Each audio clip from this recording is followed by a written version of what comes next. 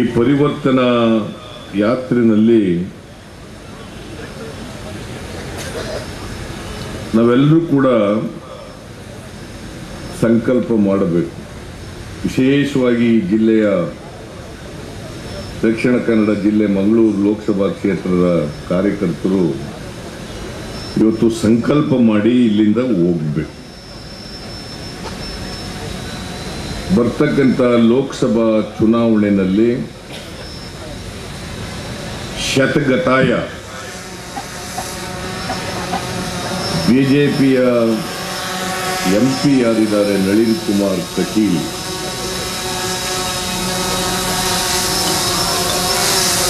ಉಪಯೋಗಕ್ಕೆ ಬಾರದೇ ಇರತಕ್ಕಂಥ ವ್ಯಕ್ತಿಯವರು, ನಿಷ್ಪ್ರಯೋಜಕ ಲೋಕಸಭಾ ಸದಸ್ಯ, ಬೆಂಕಿ ಹಚ್ಚೋದು ಬಿಟ್ಟರೆ ಬೇರೆ ಏನೂ ಗೊತ್ತಿಲ್ಲ ಅವನಿಗೆ.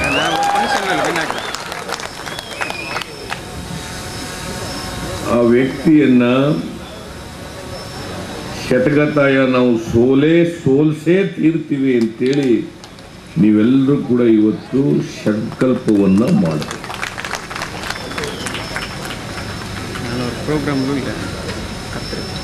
ಒಂದು ಕಾಲದಲ್ಲಿ ಉಡುಪಿ ಮಂಗಳೂರು ಕಾಂಗ್ರೆಸ್ಸಿನ ಭದ್ರಕೋಟೆ. ಅಷ್ಟೇ ಏಕೆ 2013ರಲ್ಲಿ ಉತ್ತರ ಕನ್ನಡ ಜಿಲ್ಲೆ ಉಡುಪಿ ಮಂಗಳೂರಿನಲ್ಲಿ 19 ವಿಧಾನಸಭಾ ಕ್ಷೇತ್ರಗಳಿದ್ದಾವೆ. 19ರಲ್ಲಿ 13 ಸ್ಥಾನಗಳನ್ನು ಕಾಂಗ್ರೆಸ್ ಗೆದ್ದಿತ್ತು. 3 ಸ್ಥಾನಗಳಲ್ಲಿ ಪಕ್ಷೇತರರು ಗೆದ್ದಿದ್ರು. ಬಿಜೆಪಿ ಗೆದ್ದಿದ್ದದ್ದು ಕೇವಲ 3 ಸ್ಥಾನಗಳು.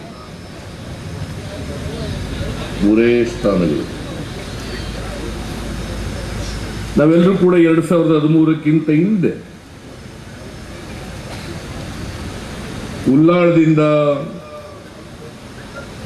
ಮಲ್ಪೆವರೆಗೆ ಪಾದಯಾತ್ರೆಯನ್ನು ಮಾಡಿದ್ದು ನೀವೆಲ್ಲರೂ ಕೂಡ ಇದ್ರಿ. ಕಾಂಗ್ರೆಸ್ಸಿನ ನಡೆಗೆ, ಸಾಮರಸ್ಯದ ಕಡೆಗೆ. ಅದರರ್ಥ ನಮ್ಮ ಪಾದಯಾತ್ರೆಯನ್ನ ಜನ ಮೆಚ್ಚಿ ಕಾಂಗ್ರೆಸ್ ಪಕ್ಷಕ್ಕೆ ಆಶೀರ್ವಾದವನ್ನ ಮಾಡಿದ್ರು. ಅದರರ್ಥ ಈ ಜಿಲ್ಲೆಯ ಜನ ಶಾಂತಿ ಪ್ರಿಯರು, ಸಾಮರಸ್ಯದಲ್ಲಿ ನಂಬಿಕೆ ಇಟ್ಕೊಂಡಿರ್ತಕ್ಕಂಥವ್ರು, ಸಾಮರಸ್ಯ ಬೇಕು ಅಂತಕ್ಕಂಥವ್ರು. ಹಾಗಾಗಿನೇ ನಾವು 13 ಜನರನ್ನು ಗೆಲ್ಲಲಿಕ್ಕೆ ಸಾಧ್ಯ ಆಯಿತು. ಇವತ್ತು ಸಾಮರಸ್ಯವನ್ನ ಹಾಳು ಮಾಡಿ ಭಾರತೀಯ ಜನತಾ ಪಕ್ಷದವರು ಅವರು ಈಗ 13 ಸ್ಥಾನಗಳನ್ನು ಗೆದ್ದಿದ್ದಾರೆ. 16 ಸ್ಥಾನಗಳನ್ನು ಗೆದ್ದಿದ್ದಾರೆ 3 ಜಿಲ್ಲೆಗಳಲ್ಲಿ.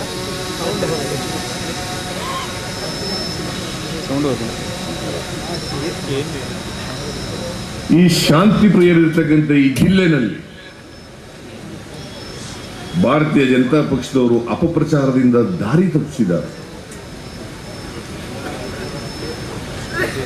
ಮಂಗಳೂರು ಉಡುಪಿಯ ಜನ ವಿದ್ಯಾವಂತರು ಅಷ್ಟೇ ಅಲ್ಲ, ರಾಜಕೀಯವಾಗಿ ಪ್ರಜ್ಞಾವಂತರು ಕೂಡ. ಈ ದೇಶದ ರಾಜಕೀಯವನ್ನು ಅರ್ಥ ಮಾಡ್ಕೊಳ್ತಕ್ಕಂಥ ಶಕ್ತಿ ಇದೆ ಅಂತೇಳಿ ನಾನು ಭಾವಿಸ್ಕೊಂಡಿದ್ದೇನೆ. ನೀವು ನೋಡಿ, ನರೇಂದ್ರ ಮೋದಿಯವರು 5 ವರ್ಷ ಆಯಿತು ಪ್ರಧಾನಮಂತ್ರಿಯಾಗಿ. ಈ 5 ವರ್ಷಗಳಲ್ಲಿ ಅವರು ಏನು ಹೇಳಿದ್ರು, ಏನು ಮಾಡಿದ್ದೀವಿ ಅನ್ನೋದ್ರ ಬಗ್ಗೆ ಒಂದು ದಿನ ಚರ್ಚೆ ಮಾಡಲ್ಲ. ಯಾವತ್ತಾರು ಚರ್ಚೆ ಮಾಡ್ತಾ ಇದ್ದಾರ? ಈ ದೇಶದ ಜನರಿಗೆ 2014ರಲ್ಲಿ ಏನು ಹೇಳಿದ್ದೋ,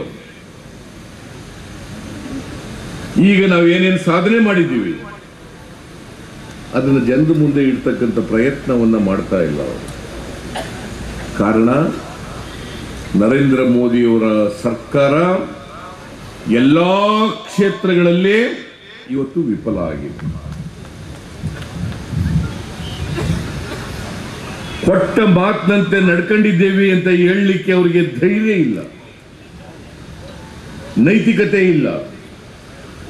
ಈಗಾಗಲೇ ದಿನೇಶ್ ಗುಂಡೂರಾವ್ ಅವರು ಏನು ಹೇಳಿದ್ರು, ಏನು ಮಾಡಿದ್ರು ಅನ್ನೋದ್ರ ಬಗ್ಗೆ ಪ್ರಸ್ತಾಪ ಮಾಡಿದ್ದಾರೆ. ಈ ಜನರನ್ನ ಮರಳು ಮಾಡಿ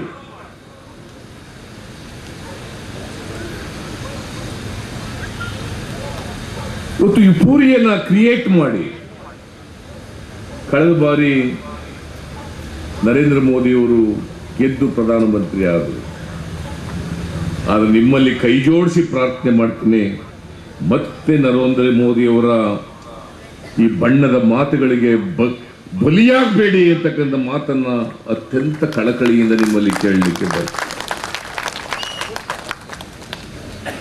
ನಾನು ಮುಖ್ಯಮಂತ್ರಿ ಆಗಿದ್ದೆ 5 ವರ್ಷ ನಿಮ್ಮೆಲ್ಲರ ಆಶೀರ್ವಾದದಿಂದ, ಈ ರಾಜ್ಯದ ಜನತೆಯ ಆಶೀರ್ವಾದದಿಂದ.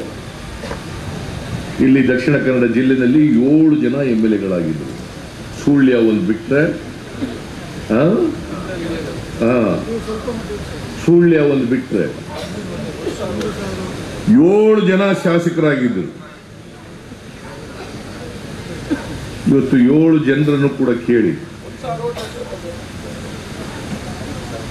ಯಾವುದಾದ್ರೂ ನುಡಿದಂತೆ ನಡೆದ ಸರ್ಕಾರ ಇದ್ರೆ ಅದು ನಮ್ಮ ಸರ್ಕಾರ ಅಂತಕ್ಕಂಥದನ್ನ ಹೆಮ್ಮೆಯಿಂದ ಹೇಳಲಿಕ್ಕೆ ಬಯಸ್ತೇನೆ.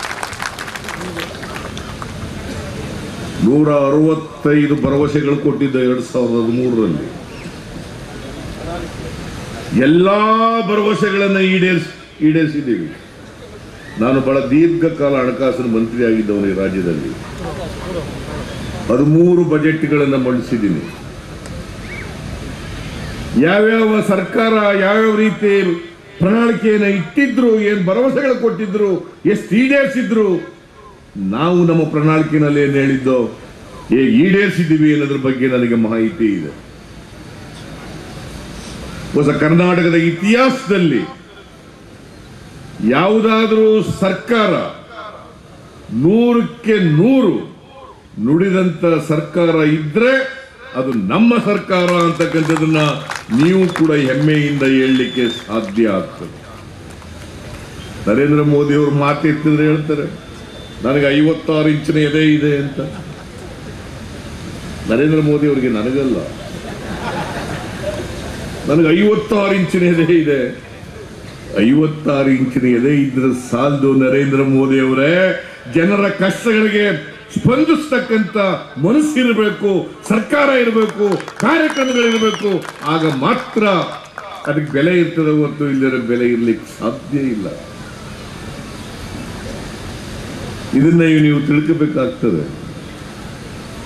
ನಾನು 5 ವರ್ಷಗಳಲ್ಲಿ ದಕ್ಷಿಣ ಕನ್ನಡ ಜಿಲ್ಲೆಗೆ ಏನೆಲ್ಲ ಕಾರ್ಯಕ್ರಮಗಳನ್ನು ಕೊಟ್ಟೆ ಅಂತಕ್ಕಂಥದ್ದನ್ನ ರಮನಾಥ್ ರಾಯ್ ಸ್ವಲ್ಪ ಹೇಳಿದ್ದಾರೆ.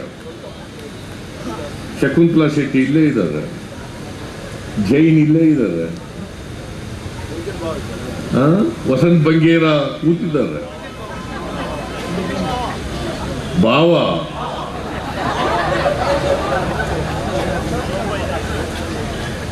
ಇವ್ರನ್ನ ಕೇಳಿ ನೀವು. ಇವತ್ತು ನಿಮ್ಮ ಜಿಲ್ಲೆಯಲ್ಲಿ ಸಮಸ್ಯೆಗಳಿದಾವಲ್ಲ, ಅಡಿಕೆ ಬೆಲೆ ಬಿದ್ದೋಗಿದೆ, ಕಾಳುಮೆಣಸಿನ ಬೆಲೆ ಬಿದ್ದೋಗಿದೆ, ರಬ್ಬರ್ ಬೆಲೆ ಬಿದ್ದೋಗಿದೆ. ಈ ನಳಿನ್ ಪಾಟೀಲ್ ಯಾವತ್ತಾರು ಒಂದು ದಿನ ಪಾರ್ಲಿಮೆಂಟ್ನಲ್ಲಿ ಬಾಯಿ ಬಿಟ್ಟಿದ್ದಾನೆ ಅಂದ್ರೆ ಹೇಳಿ ನೋಡೋಣ. ಅಡಿಕೆ ಬೆಳೆಗೆ ಕೊಳೆ ರೋಗ ಬಂತು, ನಾನು ಅಡಿಕೆ ಬೆಳೆಗಾರರಿಗೆ ಪರಿಹಾರ ಕೊಟ್ಟೆ. ಜ್ಞಾಪಕ ಇರಬೇಕು ನಿಮಗೆ, ಇದೆಲ್ಲ ನೆನ್ಕೋಬೇಕಾಗ್ತದೆ. ನಳಿನ್ ಕುಮಾರ್ ಕಟೀಲ್ ಒಂದೇ ಒಂದು ದಿನ ಆ ರಸ್ತೆ ಎಷ್ಟೋ ದಿನಗಳಿಂದ ಹಂಗೆ ನೆನಪುದು ಬಿದ್ದದೆ. ಇದು ಯಾವತ್ತಾರು ನಳಿನ್ ಕುಮಾರ್ ಕಟೀಲು ಸರ್ಫೇಸ್ ಟ್ರಾನ್ಸ್ಪೋರ್ಟೇಷನ್ ಮಿನಿಸ್ಟ್ರಿಗೆ ಹೇಳಿದಾರೋ? ಇವ್ರು ಹೆಂಗೆ ಅಂತಂದ್ರೆ, ಈ ಬಿಜೆಪಿ MP ಗಳಿದಾರಲ್ಲ ನರೇಂದ್ರ ಮೋದಿ ಮುಂದೆ ಮಾತಿ ಆಡಲ್ಲ, ಉಸಿರೇ ಬರಲ್ಲ ಇವರಿಗೆ. ನಾನು ಯಾಕೆ ಈ ಮಾತು ಹೇಳ್ತೀನಿ ಅಂತಂದ್ರೆ 2 ಸಾರಿ ನಾನು ನಿಯೋಗ ಕರ್ಕೊಂಡು ಹೋಗಿದ್ದೆ ಮುಖ್ಯಮಂತ್ರಿ ಇರುವಾಗ. ಒಮ್ಮೆ ಮಹದಾಯಿ ಯೋಜನೆ ಬಗ್ಗೆ ಚರ್ಚೆ ಮಾಡಲಿಕ್ಕೆ ಕರ್ಕೊಂಡು ಹೋಗಿದ್ದೆ, ಇನ್ನೊಮ್ಮೆ ಸಾಲ ಮನ್ನಾ ಮಾಡಿ ಅಂತೇಳಿ ಕರ್ಕೊಂಡು ಹೋಗಿದ್ದೆ. ಅದ್ರಲ್ಲಿ ಎಲ್ಲ ಆಲ್ ಪಾರ್ಟಿ ಡೆಲಿಗೇಷನ್ ಮಹದಾಯಿ ಬಗ್ಗೆ ಕರ್ಕೊಂಡು ಹೋದಾಗ ಎಲ್ಲ MP ಗಳು ಬಂದ್ಬಿಟ್ಟಿದ್ರು, ಶೋಭಾ ಕರಂದ್ಲಾಜೆಯಿಂದ ಹಿಡಿದು ಎಲ್ಲರೂ. ನಾನು ಸಾಲ ಮನ್ನಾ ಮಾಡಕ್ ಕರ್ಕೊಂಡು ಹೋದಾಗ ಅನಂತ್ ಕುಮಾರ್, ಸದಾನಂದ ಗೌಡ, ಜಗದೀಶ್ ಶೆಟ್ಟರ್, ಈಶ್ವರಪ್ಪ, ಶೋಭಾ ಕರಂದ್ಲಾಜೆ, ಏನೆಲ್ಲ ಘಟಾನುಘಟಿಗಳೆಲ್ಲ ಬಂದಿದ್ರು. ನಾನು ನರೇಂದ್ರ ಮೋದಿ ಅವರೇ ಸಾಲ ಮನ್ನಾ ಮಾಡಿ ರೈತರದು, ನೀವು ಬ್ಯಾಂಕಿನ ಸಾಲ ಮನ್ನಾ ಮಾಡ್ರಿ, ನಾನು ಸೊಸೈಟಿಗಳ ಸಾಲ ಮನ್ನಾ ಮಾಡ್ತೀನಿ ಅಂತ ಹೇಳಿ ಗ್ವಾಗರದ್ರು ಕೂಡ ನರೇಂದ್ರ ಮೋದಿ ಅವರು ಜಪ್ಪಯ್ಯ ಅಂದ್ರೂ ಒಪ್ಪಲಿಲ್ಲ. ನಾನು ಕೊನೆಗೆ ಏನ್ ಹೇಳಿದೆ, ರೇ ಸದಾನಂದ ಗೌಡ್ರೆ, ಶೋಭಾ ಕರಂದ್ಲಾಜೆ, ನೀವಾರು ಹೇಳ್ರಿ ಸ್ವಲ್ಪ. ನರೇಂದ್ರ ಮೋದಿ ಅವ್ರಿಗೆ ಈ ಗಿರಾಕಿಗಳು ಬಂದಿದ್ರಲ್ಲ ಜೊತೆನಲ್ಲಿ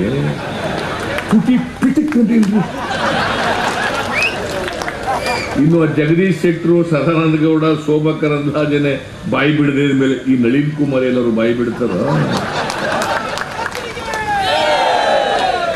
ನೀವೇ ಹೇಳಿ. ಇವ್ರನ್ನ ಮತ್ತೆ 2 ಸಾರಿ ಗೆಲ್ಸಿದ್ರಿ, ಮತ್ತೆ ಗೆಲ್ಲಿಸ್ಬೇಕು ಇವ್ರನ್ನ ಲೋಕಸಭೆಗೆ. ದಯಮಾಡಿ ಇಂಥ ಬಾಯಿ ಬಿಡದೆ ಇರ್ತಕ್ಕಂಥ, ಬೆಂಕಿ ಹಾಕ್ತಕ್ಕಂಥ, ಸಾಮರಸ್ಯ ಹಾಳು ಮಾಡ್ತಕ್ಕಂಥ ಇಂಥ ನಳಿನ್ ಕುಮಾರ್ ಮತ್ತೆ ಲೋಕಸಭೆಗೆ ಆಗದೇ ರೀತಿ ನೋಡ್ಕೊಳ್ತಕ್ಕಂಥದ್ದು ನಿಮ್ಮೆಲ್ಲರ ಜವಾಬ್ದಾರಿ ಅಂತಕ್ಕಂಥದ್ದನ್ನ ತಮಗೆ ಅತ್ಯಂತ ವಿನಯದಿಂದ ಹೇಳ್ಕೊಳ್ಳಿಕ್ಕೆ ಬಯಸ್ತಾರೆ. ದಯವಿಟ್ಟು ಮಾಡಿ. ಈ ಕರಾವಳಿ ಪ್ರದೇಶ ಶಿಕ್ಷಣ, ಆರೋಗ್ಯ, ಉದ್ಯಮ ಇದನ್ನು ಬೆಳೆಸಿದಂಥವ್ರು ನೀವು, ಬ್ಯಾಂಕ್ಗಳನ್ನ ಕಟ್ಟಿದಂಥವ್ರು ನೀವು. ಇವತ್ತೇನಾಗಿದೆ ಬ್ಯಾಂಕ್ಗಳ ಗತಿ? ಶ್ರೀಮತಿ ಇಂದಿರಾ ಗಾಂಧಿ ಅವರು ರಾಷ್ಟ್ರೀಕರಣ ಮಾಡಿ ಬಡವರಿಗೆ ಬ್ಯಾಂಕ್ಗಳ ಬಾಗಿಲನ್ನು ತೆರೆದರು. ಇವತ್ತೇನಾಗಿದೆ? ವಿಜಯ ಬ್ಯಾಂಕು ಬರೋಡಾ ಬ್ಯಾಂಕ್ನಲ್ಲಿ ಮರ್ಜ್ ಆಗುತ್ತೆ. ಲಾಭದಲ್ಲಿರತಕ್ಕಂಥ ಬ್ಯಾಂಕ್ನ ಮುಚ್ತಾ ಇದ್ದಾರೆ. ನರೇಂದ್ರ ಮೋದಿ ಅವರು ಡಿಮಾನಿಟೈಸೇಷನ್ ಮಾಡಿ ಇವತ್ತು ಬ್ಯಾಂಕ್ನ ಬಾಗಿಲುಗಳನ್ನ ಬಡವರಿಗೆ ಮುಚ್ಚಿದ್ದಾರೆ. ಇಂದಿರಾ ಗಾಂಧಿ ತೆರೆದರು, ನರೇಂದ್ರ ಮೋದಿ ಮುಚ್ತಾ ಇದ್ದಾರೆ. ಇದಕ್ಕೋಸ್ಕರ ಅವ್ರು ವೋಟ್ ಹಾಕ್ಬೇಕು ಬಿಜೆಪಿಗೆ. ಕೇಳಿ ನರೇಂದ್ರ ಮೋದಿ ಅವರಿಗೆ, ಈಗ ನಳಿನ್ ಕುಮಾರ್ ಕಟೀಲ್ ಅವರಿಗೆ ಟಿಕೆಟ್ ಸಿಕ್ಕುತ್ತೆ ಅಂತ ಅನ್ಕೊಂಡಿದ್ದೀನಿ ನಾನು. ಯಾಕಂದ್ರೆ ಇವರು ಕಟ್ಟ RSS ಅಲ್ಲ, ಇವರು ಕಟ್ಟ RSS. ಈ ಸಂಘ ಪರಿವಾರದ ಲ್ಯಾಬೊರೇಟರಿ ಇದೆಯಲ್ಲ, ಅದರಲ್ಲಿ ತಯಾರಾದವನು ಇವ ಗಿರಾಕಿ. ಪ್ರಯೋಗಶಾಲೆಯಲ್ಲಿ ಹುಟ್ಟಿದವನು ಇವನು ಅಂತ. ಕೋಮ್ ಗಲಭೆ ಪ್ರಚೋದಕ 3 ಜನ ಇದ್ದಾರೆ ಗಿರಾಕಿಗಳು. ಕೋಮ್ ಸಾಮರಸ್ಯ ಹಾಳು ಮಾಡೋರು 3 ಜನ MP ಗಳು. ಒಂದು ಅನಂತ್ ಕುಮಾರ್ ಹೆಗ್ಡೆ, ಇನ್ನೊಬ್ಬ ನಳಿನ್ ಕುಮಾರ್ ಪಾಟೀಲ್, ನಮ್ಮ ಮೈಸೂರಿನಲ್ಲಿ ಪ್ರತಾಪ್ ಸಿಂಹ, ಶೋಭಾ ಕರಂದ್ಲಾಜೆ. ನಾನು ಹೆಣ್ಮಗಳು ಯಾಕೆ ಹೆಸರು ಹೇಳೋದು ಅಂತ ಬಿಟ್ಬಿಟ್ಟೆ, ಅದರಿಂದ ಹೆಣ್ಮಗಳೇ ಹೇಳ್ತಾ ಇದ್ದಾರೆ, ಅದರಿಂದ ಹೇಳ್ತಾ ಇದ್ದೀನಿ. ಶೋಭಾ ಕರಂದ್ಲಾಜೆ. ಇವ್ರಿಗೊಂದು ಪ್ರಶ್ನೆ ಕೇಳಿ, what is your contribution in 10 years? ಇವ್ರು ಹೇಳಿ, Nalin Kumar Kateel, what is your contribution to Mangaluru Lok Sabha constituency? ಹೇಳಿ ನೋಡೋಣ, ಏನಾದ್ರು ಇದೆಯಾ ಅಂತ ಹೇಳಿ. ಏನ್ರಿ ವಿಜಯ್ ಕುಮಾರ್ ಇದೆಯೇನ್ರಿ? ನೀವು ಜೋರಾಗಿ ಹೇಳೋದಿಲ್ಲ, ಅದೇ ಬಂದಿರೋ ತಾಪತ್ರ.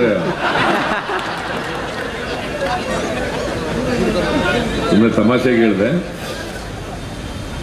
ಏನೋ ಇವ್ರ ಕಾಂಟ್ರಿಬ್ಯೂಷನ್ ಇದು. ಕೋಮು ಪ್ರಚೋದನೆ ಮಾಡೋದೇ ಕಾಂಟ್ರಿಬ್ಯೂಷನ್, ಬೆಂಕಿ ಹಚ್ಚದೆ ಕಾಂಟ್ರಿಬ್ಯೂಷನ್, ಸಾಮರಸ್ಯ ಹಾಳು ಮಾಡ್ತಕ್ಕಂಥದ್ದು ಕಾಂಟ್ರಿಬ್ಯೂಷನ್. ಇದಕ್ಕೋಸ್ಕರ ಇವರು ಲೋಕಸಭೆಗೆ ಹೋಗ್ಬೇಕಾ? ಅಡಿಕೆ ಬೆಲೆ ಎಷ್ಟಿತ್ತು? ಇವತ್ತು 250 ರೂಪಾಯಿ ಇದ್ದದು 215 ರೂಪಾಯಿ ಒಂದು ಕೆಜಿ. ಬೆಳ್ತಂಗಡಿ, ಸುಳ್ಯ, ಪುತ್ತೂರು ಈ ಭಾಗದಲ್ಲಿ ಜಾಸ್ತಿ ಬೆಳೀತಾರೆ. ಕಾಳುಮೆಣಸು ಜಾಸ್ತಿ ಬೆಳೀತಾರೆ. 700 ರೂಪಾಯಿ ಒಂದು ಕೆಜಿ ಕಾಳುಮೆಣಸು ಇದ್ದದ್ದು ಇವತ್ತು 280 ರೂಪಾಯಿ. 148 ರೂಪಾಯಿ ಒಂದು ಕೆಜಿ ರಬ್ಬರ್ ಇದ್ದದ್ದು ಇವತ್ತು 120 ರೂಪಾಯಿ. ನಳಿನ್ ಕುಮಾರ್ ಕಟೀಲ್, ನೀವೇನಾದ್ರೂ ಕೇಂದ್ರ ಸರ್ಕಾರದ ಮೇಲೆ ಒತ್ತಡ ಹಾಕಿ ಇವರಿಗೆ ಬೆಂಬಲ ಬೆಲೆ ಕೊಡಿಸ್ತಕ್ಕಂಥದ್ದೇನಾದ್ರು ಮಾಡಿಸ್ತೀರಿ ಅಂದ್ರೆ ಯಾಕೆ ಓಟ್ ಹಾಕ್ಬೇಕು ಇವರಿಗೆ? ಹೇಳಿ ನೀವೇ, ಯಾಕೆ ಓಟ್ ಹಾಕ್ಬೇಕು? ಹಿಂದೂ ಮುಸಲ್ಮಾನರ ನಡುವೆ ಜಗಳ ಆಡಿಸೋದಕ್ಕೆ ಓಟ್ ಹಾಕ್ಬೇಕಾ? ಅಮಾಯಕರನ್ನ ಸಾಯಿಸಲಿಕ್ಕೆ ಓಟ್ ಹಾಕ್ಬೇಕಾ? ಮೀನುಗಾರರು ಕಾಣೆಯಾಗಿ ಎಷ್ಟು ದಿನ ಆಯ್ತು? 80 ದಿನ. 80 ದಿನ. ಏನಾದರೂ ಕೇಂದ್ರ ಸರ್ಕಾರ ಇದರ ಬಗ್ಗೆ ಕ್ರಮ ತಗೊಳ್ತಾ, ಏನಾದ್ರು ಪ್ರಯತ್ನ ಮಾಡ್ತಾ ಮೀನುಗಾರರು ಅವ್ರಿಗೆ ಓಟ್ ಹಾಕ್ಬೇಕಾ? ಹಿಂದುಳಿದವರು ಓಟ್ ಹಾಕ್ಬೇಕಾ ಅವರಿಗೆ? ದಲಿತರು ಓಟ್ ಹಾಕ್ಬೇಕಾ ಅವರಿಗೆ? ಇವತ್ತು ನರೇಂದ್ರ ಮೋದಿ ಅವರು ಪ್ರಧಾನಮಂತ್ರಿ ಆದಮೇಲೆ 5 ವರ್ಷದಲ್ಲಿ ದಲಿತರು, ಹಿಂದುಳಿದವರು, ಅಲ್ಪಸಂಖ್ಯಾತರು, ಬಡವರು, ರೈತರು ಇವರು ಯಾರು ಕೂಡ ನೆಮ್ಮದಿಯಿಂದ ಇಲ್ಲ. ಎಲ್ಲರೂ ಕೂಡ ಆತಂಕದಿಂದ ಬದುಕ್ತಾ ಇದ್ದಾರೆ, ಭಯದಿಂದ ಬದುಕ್ತಾ ಇದ್ದಾರೆ. ಇಂಥ ಪರಿಸ್ಥಿತಿಯನ್ನು ನರೇಂದ್ರ ಮೋದಿ ಅವರು ಹುಟ್ಟಾಕಿ ಇವತ್ತು ಭಾವನಾತ್ಮಕ ವಿಚಾರಗಳನ್ನ ಜನರ ಮುಂದೆ ಹೇಳಿ ಅದರ ಲಾಭ ಪಡ್ಕೊಳ್ಳಿಕ್ಕೆ ಪ್ರಯತ್ನ ಪಡ್ತಾ ಇದ್ದೀರಲ್ಲ, ನಿಮಗೆ ನಾಚಿಕೆ ಆಗಲ್ವಾ ಅಂತಕ್ಕಂಥ ಪ್ರಶ್ನೆಯನ್ನ ಬಿಜೆಪಿಯವರಿಗೆ ನೀವೆಲ್ಲರೂ ಕೂಡ ಕೇಳಬೇಕಾಗ್ತದೆ. ನಾಚಿಕೆ ಪಟ್ಟಿರಬೇಕು. ನೀವು ಇತ್ತೀಚೆಗೆ ನೋಡಿದ್ದೀರಾ, ಆ ಯಡಿಯೂರಪ್ಪನವರು ಒಂದು ಸ್ಟೇಟ್ಮೆಂಟ್ ಕೊಟ್ಟರು. ಜಮ್ಮು ಕಾಶ್ಮೀರದಲ್ಲಿ ನಮ್ಮ ಯೋಧರು ಹತರಾದ ಮೇಲೆ 44 ಜನ ಹತರಾದ ಮೇಲೆ 44 ಜನ ಯೋಧರು ಹತರಾಗಿದ್ದಾರೆ. ನಾವು ಅದರಿಂದ 22 ಸೀಟ್ ಗೆಲ್ತೀವಿ. ಯಾರು ಹೇಳಿದ್ದು? ಮಾಜಿ ಮುಖ್ಯಮಂತ್ರಿ ಮಿಸ್ಟರ್ ಯಡಿಯೂರಪ್ಪ. ಮಾಜಿ ಮುಖ್ಯಮಂತ್ರಿ ಮಿಸ್ಟರ್ ಯಡಿಯೂರಪ್ಪ ಓಟ್ಗೋಸ್ಕರ, ರಾಜಕಾರಣಕ್ಕೋಸ್ಕರ, ಮತ್ತೆ ಅಧಿಕಾರಕ್ಕೆ ಬರಬೇಕು ಅನ್ನೋ ಕಾರಣಕ್ಕೋಸ್ಕರ ಆ ಯೋಧರ ಸಾವಿನ ಮೇಲೆ ರಾಜಕಾರಣ ಮಾಡಿ ಕೊಟ್ಟಿದ್ದೀರಲ್ಲ, ಇದಕ್ಕಿಂತ ನೀಚತನದ ರಾಜಕಾರಣ ಬೇರೊಂದು ಇಲ್ಲ ಅಂತಕ್ಕಂಥದನ್ನ ಇವತ್ತು ಚರ್ಚೆ ಮಾಡಬೇಕಾಗ್ತದೆ. ಅವ್ರ ಮೇಲೆ, ಸತ್ತ ಯೋಧರ ಎಣದ ಮೇಲೆ ರಾಜಕಾರಣ. ನಾಚಿಯಾಗಿಲ್ದೇನೆ ಎಷ್ಟು ವರ್ಷ, 76 ವರ್ಷ ಮುಖ್ಯಮಂತ್ರಿ ಆಗಿದ್ದಂಥವ್ರು ಯಡಿಯೂರಪ್ಪನವರು. ಅವ್ರು ಹೇಳ್ತಾರೆ ನಾವು 44 ಜನ ಯೋಧರು ಸತ್ತಿದ್ದಾರೆ, ಇನ್ನು 22 ಸೀಟ್ ಗ್ಯಾರಂಟಿ ಗೆಲ್ತೀವಿ ನಾವು ಅಂತ ಹೇಳ್ತಾರೆ. ನಮ್ಮೆಲ್ಲರಿಗೂ ಕೂಡ ನಮ್ಮ ಯೋಧರ ಮೇಲೆ ಹೆಮ್ಮೆ ಇದೆ, ನಮ್ಮ ಸೈನಿಕರ ಮೇಲೆ ಹೆಮ್ಮೆ ಇದೆ.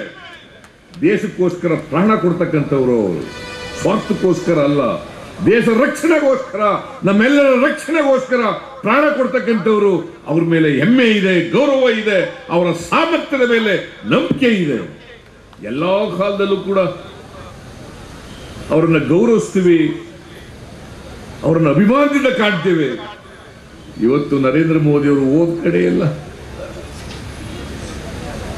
ಇದನ್ನ ಲಾಭ ಪಡ್ಕೊಳ್ಳಿಕ್ಕೆ, ರಾಜಕೀಯ ಲಾಭ ಪಡ್ಕೊಳ್ಳಿಕ್ಕೆ ಪ್ರಯತ್ನ ಪಡ್ತಾ ಇದ್ದಾರಲ್ಲ. ಶ್ರೀಮತಿ ಇಂದಿರಾ ಗಾಂಧಿ ಅವರ ಕಾಲದಲ್ಲಿ 65, 71 ನಾವು ಪಾಕಿಸ್ತಾನದವರನ್ನ ಸಂಪೂರ್ಣವಾಗಿ ಎದುರಿಸಿರ್ಲಿಲ್ವಾ? 71ರಲ್ಲಿ ಬಾಂಗ್ಲಾದೇಶ ಬೇರ್ಪಡೆ ಆದಾಗ ಅದನ್ನು ಯಾರು ಮಾಡಿದರು? ಶ್ರೀಮತಿ ಇಂದಿರಾ ಗಾಂಧಿ ಅವರು. ಇದೇ ವಾಜಪೇಯಿ ಅವರು ಲೋಕಸಭೆಯಲ್ಲಿ ಇಂದಿರಾ ಗಾಂಧಿ ಅವರನ್ನ ಪಾಕಿಸ್ತಾನವನ್ನ ಸೋಲಿಸಿದ ಮೇಲೆ, ಬಾಂಗ್ಲಾದೇಶ ಲಿಬರೇಟ್ ಆದ ಮೇಲೆ ನೀನು ದುರ್ಗಿ ಅಮ್ಮ ದುರ್ಗಿ ಅಂತ ಹೇಳಿದ್ರು. ನಾವು ರಾಜಕೀಯ ಲಾಭ ಪಡ್ಕೊಳ್ತಕ್ಕಂಥ ಪ್ರಯತ್ನ ಮಾಡಲಿಲ್ಲ ಕಾಂಗ್ರೆಸ್. ಇವತ್ತು ನಾನು ಹೇಳ್ತೇನೆ, ಅವತ್ತು ಕೂಡ ಹೇಳಿದೆ, ಇವತ್ತೇನಾದ್ರೂ ನಮ್ಮ 44 ಯೋಧರು ಸತ್ತಿದ್ರೆ ನಿಮ್ಮ ವೈಫಲ್ಯ ಕಾರಣ ಅಂತಕ್ಕಂಥದ್ದನ್ನ ಇವತ್ತು ತಿಳ್ಕೋಬೇಕಾಗ್ತದೆ. ಇಂಟೆಲಿಜೆನ್ಸ್ ಏನ್ ಮಾಡ್ತಾ ಇತ್ತು? ಯಾಕೆ 2,500 ಜನ ಸೈನಿಕರನ್ನ ಟ್ರಕ್ನಲ್ಲಿ ಕಳಿಸಕ್ ಮಾಡಿದ್ರಿ ನೀವು? ನಿಮ್ಮ ಇಂಟೆಲಿಜೆನ್ಸ್ ಸರಿಯಾಗಿ ಕೆಲಸ ಮಾಡಿದ್ರೆ, ಸರಿಯಾಗಿ ಕೆಲಸ ಮಾಡಿದ್ರೆ, IB ಸರಿಯಾಗಿ ಕೆಲಸ ಮಾಡಿದ್ರೆ ಇವತ್ತು ನಮ್ಮ 44 ಜನ ಯೋಧರು ಪ್ರಾಣ ತೆರಲಿಕ್ಕೆ ಸಾಧ್ಯ ಆಯ್ತದಿಲ್ಲ. ನಿಮ್ಮ ವೈಫಲ್ಯದಿಂದ ಇವತ್ತು 44 ಜನ ಸತ್ತರು. ನರೇಂದ್ರ ಮೋದಿ ಅವರೇ, ನಿಮ್ಮ ಕಾಲದಲ್ಲೇನೆ ಹೆಚ್ಚು ಜನ ಯೋಧರು ಪ್ರಾಣ ಕಳ್ಕೊಂಡಿರ್ತಕ್ಕಂಥದ್ದು. ಇದನ್ನ ಮರೆಮಾಚಲಿಕ್ಕೋಸ್ಕರವಾಗಿ ವಿರೋಧ ಪಕ್ಷದವ್ರ ಮೇಲೆ ಗೂಬೆ ಕುಳಿಸ್ತಕ್ಕಂಥ ಪ್ರಯತ್ನವನ್ನು ನೀವು ಮಾಡ್ತಾ ಇದ್ದೀರಿ. ವಿರೋಧ ಪಕ್ಷದವರ ಮೇಲೆ ಗೂಬೆ ಕೊಳಿಸಿ ಅದರ ಮೂಲಕ ರಾಜಕೀಯ ಲಾಭ ಪಡ್ಕೊಳ್ಬೇಕು ಅಂತಕ್ಕಂಥದ್ದು ನಿಮ್ಮ ಹುನ್ನಾರ.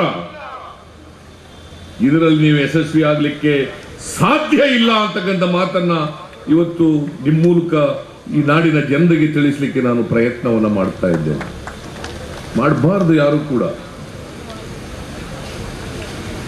ಯೋಧರ ಸಾವಿನ ಮೇಲೆ ರಾಜಕಾರಣ ಮಾಡ್ತಕ್ಕಂಥದ್ದನ್ನ ಯಾವುದೇ ರಾಜಕೀಯ ಪಕ್ಷ ಮಾಡಿದರೆ ಅದು ಅಕ್ಷಮ್ಯ ಅಪರಾಧ ಅಂತಕ್ಕಂಥ ಮಾತನ್ನ ಹೇಳಲಿಕ್ಕೆ ಬಯಸ್ತಾ ಇದ್ದೇನೆ. ಮಾಡಬಾರದು. ನೀವು ಹೇಳಿದಂತ ಮಾತುಗಳನ್ನ ಒಂದಾದ್ರೂ ಕೂಡ ನಡೆಸಿದ್ದೀರಾ ನರೇಂದ್ರ ಮೋದಿ ಅವರೇ?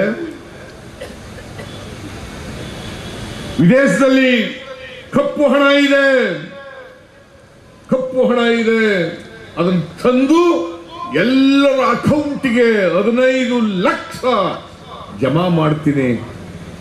15 ಪೈಸೆನಾರು ಹಾಕಿದ್ರೇನ್ರಿ ನರೇಂದ್ರ ಮೋದಿ ಅವರೇ ಯಾರ್ದಾರು ಅಕೌಂಟಿಗೆ? ಇದಕ್ಕೆ ಉತ್ತರ ಇಲ್ಲ. ಇದ್ರ ಬಗ್ಗೆ ಚರ್ಚೆ ಮಾಡಲ್ಲ.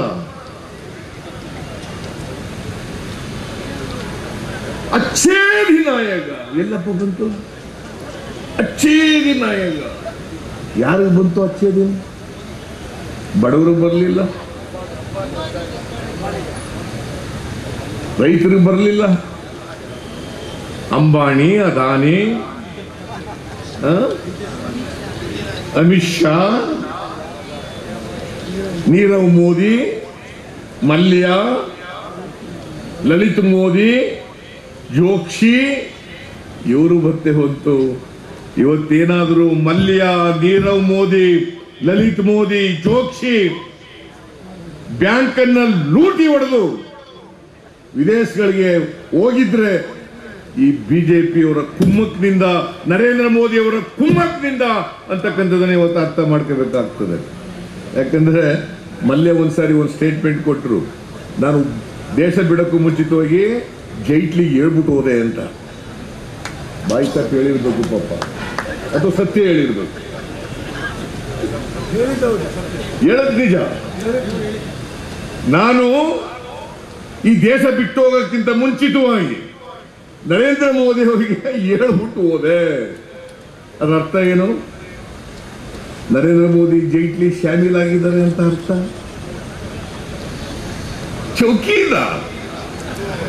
ಚೌಕೀದಾರ್ ನಾ ತಿನ್ನಲ್ಲ, ತಿನ್ನವರು ಬಿಡಲ್ಲ.